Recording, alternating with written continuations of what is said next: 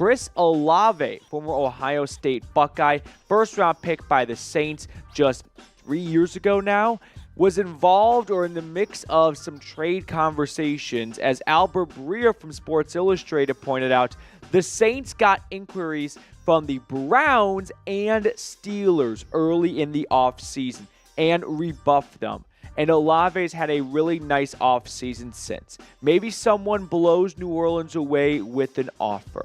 I know I joke about this whenever I talk about trades, and I filmed another video about some trade targets for Cleveland, so I could have included Olave for that, but it's not a joke. Andrew Berry is a full-blown addict when it comes to trading for wide receivers. He's done it numerous times. Amari Cooper, Elijah Moore, Jerry Jeudy. And with the Steelers likely no longer in the running for Olave since they traded for DK Metcalf. So to me, this signals that the Steelers and Browns kicked the tires on Olave a long time ago, probably right at the start of free agency in March. New Orleans said no. Pittsburgh pivoted to Metcalf in Seattle. But the Browns didn't go after a different wide receiver. And I'm getting slight deja vu for when the Browns traded for Jerry Jeudy, because that was someone that they had done homework on 12 months plus beforehand and were told no by Denver and didn't give up. And eventually they got a trade done. So I'm not going to eliminate Olave coming to Cleveland sometime down the road. The Browns have interest now. I don't think they're going to lose that interest. The guy had 1,000-yard seasons to open up his career. Unfortunately, he's had some injuries. He's had a scary concussion which cost him to miss a lot of time in 2024. But when he's on the field and when he's healthy, you can see what a productive wide receiver he is. And the Browns wide receiver room is a little bit on the underwhelming side. Like, Jeudy was 5th in receiving yards last year. Said had a really good stretch before his concussion. Mike Woods, I think in his career has 100 yards and 8 grabs, and he's your number 3 option. You could toss Deontay Johnson in there, but I have zero faith in Deontay Johnson actually staying on this team for all of 2025. He was on not one but 2 playoff rosters last year and managed to get released and forced his way out of them both times. So, zero confidence in Johnson sticking in Cleveland for very long.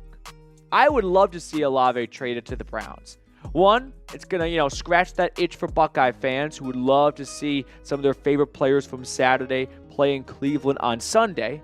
And on top of that, he's just an outstanding wide receiver. I remember going into that 2022 draft, and it was like Olave or Wilson, Olave or Wilson. Turns out you couldn't go wrong with either one. I mean, one might have a slightly better career than the other when it's all said and done, but both are going to have really strong careers. And with Olave just going into the 4th year of his NFL career, you get him and Jerry Jeudy as your number 1 and number 2 receiver duo for the next, let's just be conservative here, for the next 4 years, right? You got Jeudy going into the first year of that 3-year extension. You could pick up Olave's 5th-year option. You could give him a 2 to 3 year extension. You could conservatively say at least 3 if you got Olave today, right? Jeudy has 3 years left on his deal. That would be an awesome duo for whoever quarterbacks this team. Let that quarterback step into a place where there are some pieces around them, so we can know if they're going to be any good or not when they've got talent to throw to. So I want to hear from you. Would you trade for Chris Olave? Give me a Y for yes. Give me an N for no down in the comment section. I'm in. I mean, every man's got a price. I'm not looking to break the piggy bank for this, but for a fair price for both sides, the Saints are definitely in a rebuild. If they don't know it, someone should tell them. Their starting quarterback is Tyler Shuck right now, and that's not going to end well for them. Their roster is aging. Some of their best players are on the wrong side of 30. I would understand why New Orleans wouldn't want to trade Olave. He's really good. You don't trade good players away mostly, right? Mostly. Except for when you're likely going into a rebuild. And I think that for the right offer, it could be a win-win-win for all parties. All right, next up on the show, I want to talk about what Albert Breer had to say on the Browns quarterback battle and who he expects to see start week 1 and, more importantly, start majority of the games for the Browns. Here's what he said. My gut tells me that it'll be Joe Flacco because he's the one brought in there specifically to start. I agree with Breer. I am picking Flacco to start week 1. The last couple of days, even like a week at this point, there's been a lot of buzz of, hey, Kenny Pickett's kind of the starter for OTAs. Don't sleep on these 2 rookies. Got to look at it through Kevin Stefanski's lens. It's May.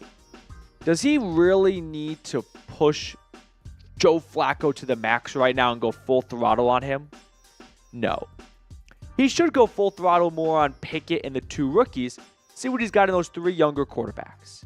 If he learns that none of those 3 guys are ready to be a week 1 starter and what's best for the other 21 starters on that team and the 52 other guys in that locker room, then you go with Joe Flacco. But I don't hate the idea of, during spring, maybe even into training camp for a little bit. Push the other guys, the younger ones, a little bit more. And if they push back and it's like, hey, they just don't look like they're ready to be NFL starters, well, we got old, reliable 40-man-year-old Joe Flacco, who showed us that he can come off his couch and start slinging the rock and taking us to the playoffs. So I think given the circumstances of not coming off your couch, being with the team from April, he'll be just fine if he's not the first guy in line during May OTA sessions.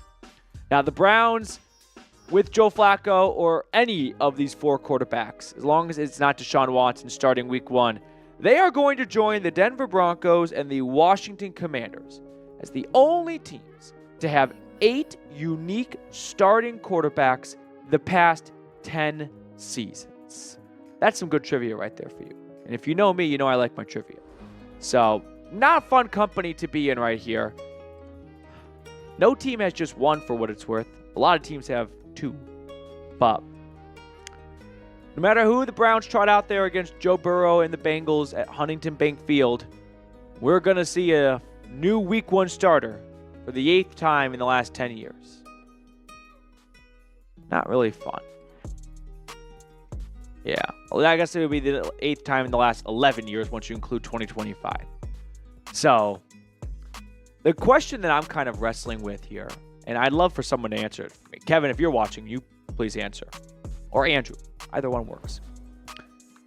Does it have to be, not when it comes to starting, Flacco or Pickett, does it have to be one or the other for the 53-man roster? Like, my brain tells me yes. Only one of these 2 guys can make the 53-man roster, right?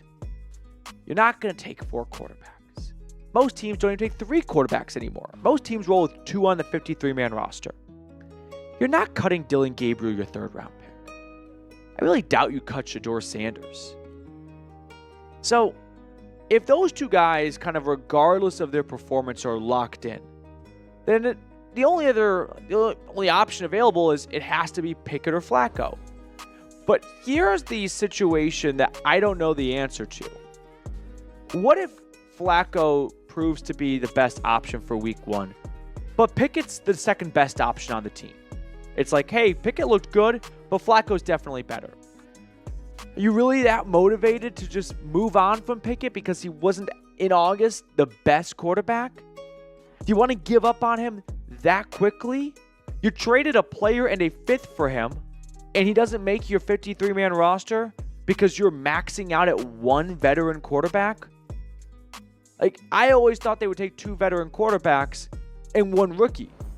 But when you do 2 of each, now you've got a really crowded quarterback room. And we haven't even brought Deshaun Watson into the mix. So I don't know how the Browns answered this problem.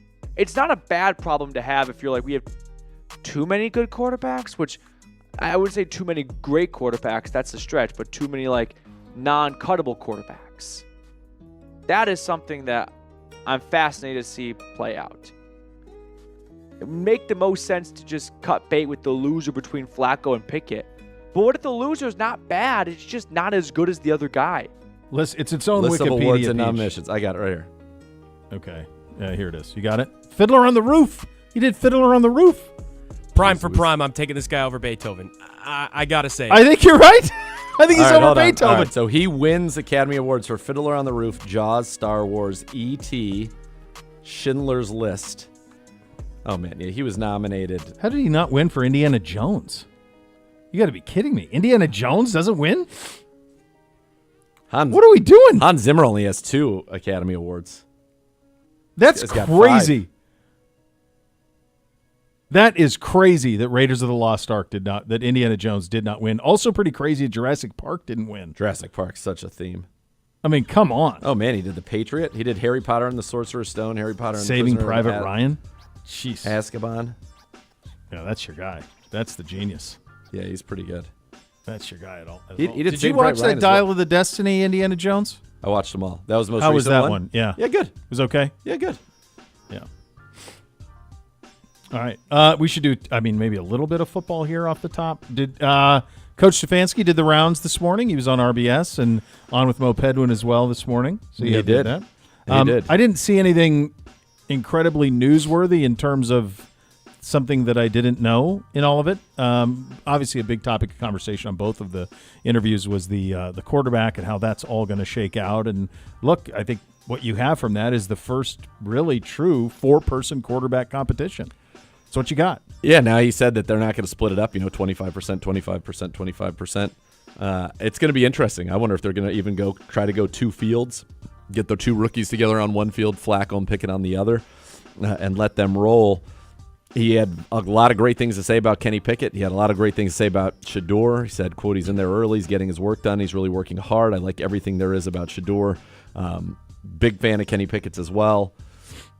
Yet not a ton of news. I mean, you could go through like the Browns beat, and there was not much that was said that was picked up at all. No.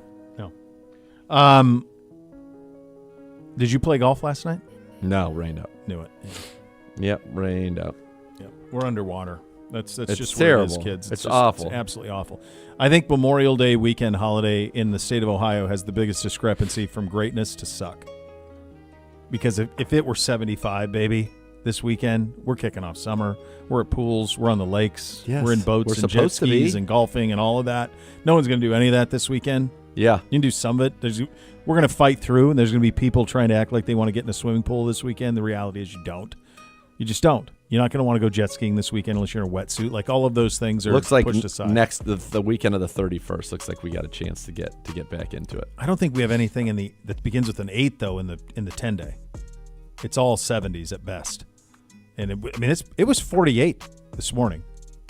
Yeah. That's brutal. Felt like 40. How about David and Joker? Have you met David yet? Have you talked to David? And have you guys kind of gotten excited together yet about what you can accomplish out there? No, actually, I haven't talked to him yet. But, obviously I've been watching tape on him and stuff, just trying to take little bits and pieces of his game and kind of, use it to my advantage. And what do you like about his game? What are you trying to better yourself in his game? Oh, man, I definitely just say, like, his physical, like his dominance, very physical type of guy. I kind of want to take little bits and pieces of that and add it to mine. What kind of jump will it be to go from the MAC to the NFL? Say one more time. What kind of jump will it be to go from the MAC to the NFL? I mean, right now it's going pretty smooth, but obviously I'm guessing it's going to be a big jump. Not really thinking too ahead, just taking it, day by day. Harold, what have your first impressions been of Dylan Gabriel and Shedeur? I mean, obviously Shedeur got picked when you guys were up in that press conference on day 3 of the draft, but meeting them and what do you think about them as quarterbacks? Yeah, I think they're going to be great. They're going to fit in great. Obviously being in the locker room with them, just kind of pick their brains, stuff like that. I think it's going to be dope. I'm glad that they're here.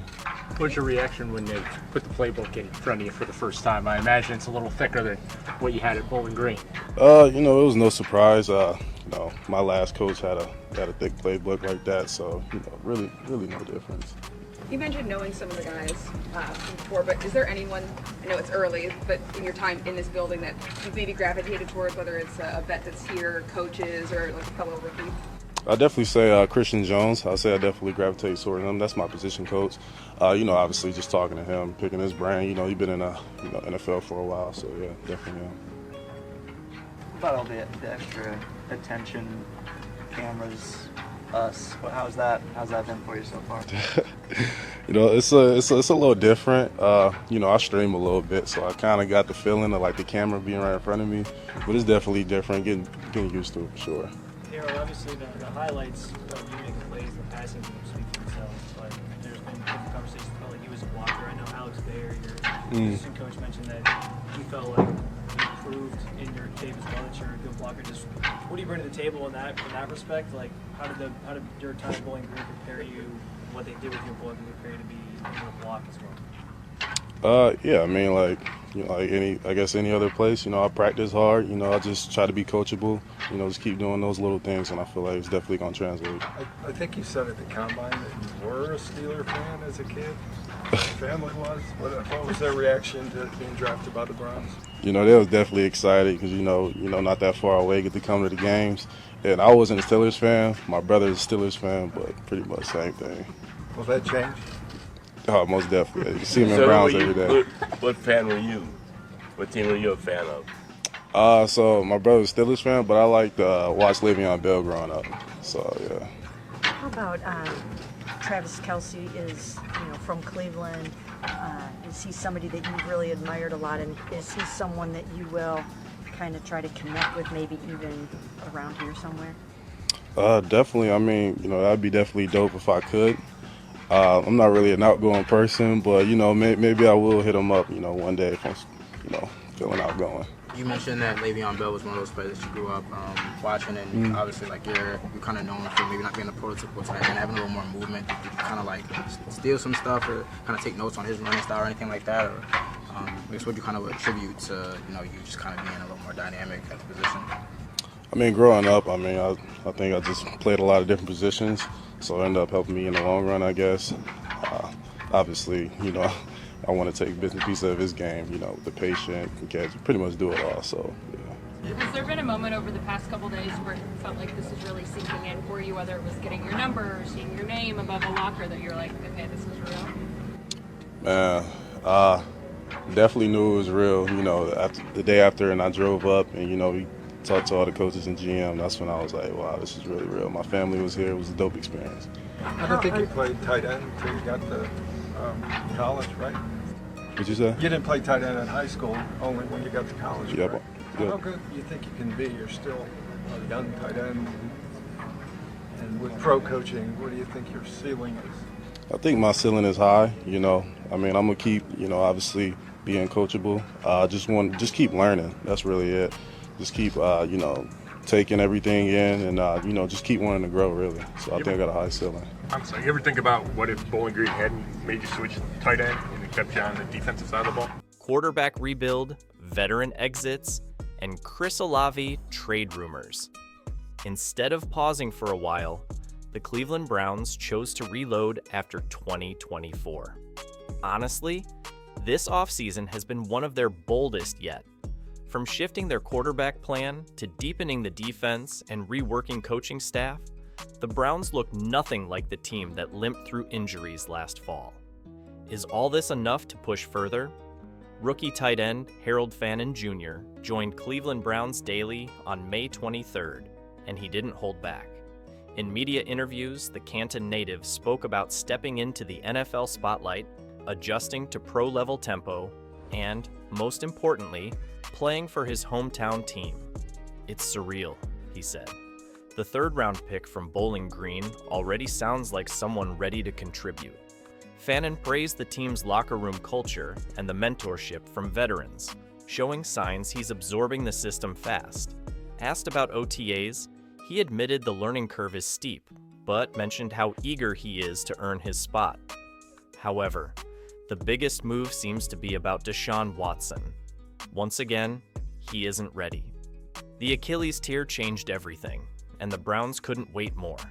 They traded for Kenny Pickett. Yes, the same former first-rounder who started in Pittsburgh. The Browns sent off Dorian Thompson-Robinson and a fifth-rounder to Philadelphia to get him. Pickett, as of late May, is running first-team reps at OTAs. Joe Flacco is back too, on a one-year, $4 million deal. He brings leadership, pocket sense, and reliability. Just not long-term upside. That's where Dillon Gabriel and Shedeur Sanders come in. Gabriel, a third-round pick out of Oregon. Sanders, surprisingly, dropped to round 5, but still enters with a fan base and reputation that suggests he'll push for reps. Wide receiver Chris Olave could be on the move, and the Browns are interested. NFL insider Albert Breer stirred headlines on May 24th. He reported that Cleveland is one of 2 AFC North teams eyeing a trade for the Saints receiver, and the other is Pittsburgh. If the Browns land Olave, they instantly add speed and deep ball reliability. Reportedly, it's a blockbuster waiting to happen. Cleveland's 2025 defense won't look the same. They added Malik Collins on a $20 million deal to anchor the interior. Joe Tryon-Shoyinka and Julian Okwara joined to boost the edge rush, and linebackers Devin Bush and Jerome Baker bring mobility and range that the 2024 roster sorely lacked. These are short-term value signings. They prove the Browns are targeting win-now depth. It's a sign they're not trusting development timelines alone. Offensive line protection is also on check. Tevin Jenkins arrives on a 1-year prove-it deal. Cornelius Lucas brings backup insurance at tackle. The Browns want options if Jedrick Wills or Wyatt Teller regress or go down. Speaking of the receiver room, Deontay Johnson is here, so is DeAndre Carter. Neither is a WR1, but both bring experienced hands and reliability, especially if the Olave trade materializes. And quietly, the special teams return game got sharper with Carter. That could mean hidden yards in close games. Carson Schwesinger out of UCLA, 2nd round, brings quick instincts to the linebacker core. Mason Graham, 5th round, adds size and hustle to the D-line, while Quinshon Judkins and Dylan Sampson are expected to develop behind Nick Chubb and Jerome Ford. And of course, Harold Fannon Jr. is at TE. He's a hometown player with red zone instincts and solid route running. All these names fit the role, and that's what makes this class a quiet success, say analysts. Offensive coordinator duties now belong to Tommy Rees. He will rebuild timing and spacing in a playbook that stalled far too often last year. Mike Bloomgren is the new offensive line coach. Ben Wilkerson joins him as assistant. Together, they are expected to clean up protections, boost run lanes, and stabilize a position group that took a step back in 2024. The playbook is clearly getting realigned to what Cleveland actually has. That's something fans haven't seen in years. The Browns flipped their blueprint for 2025. They drafted veterans and moved quarterbacks. Besides, they rebuilt their coaching group. But they might not be done because Olave rumors still float, and more camp cuts across the league could open opportunities. If you think this roster has what it takes to go deeper in the playoffs, hit the comments and let us know what move you think will make the biggest impact. And don't forget to subscribe. More off-season breakdowns coming your way.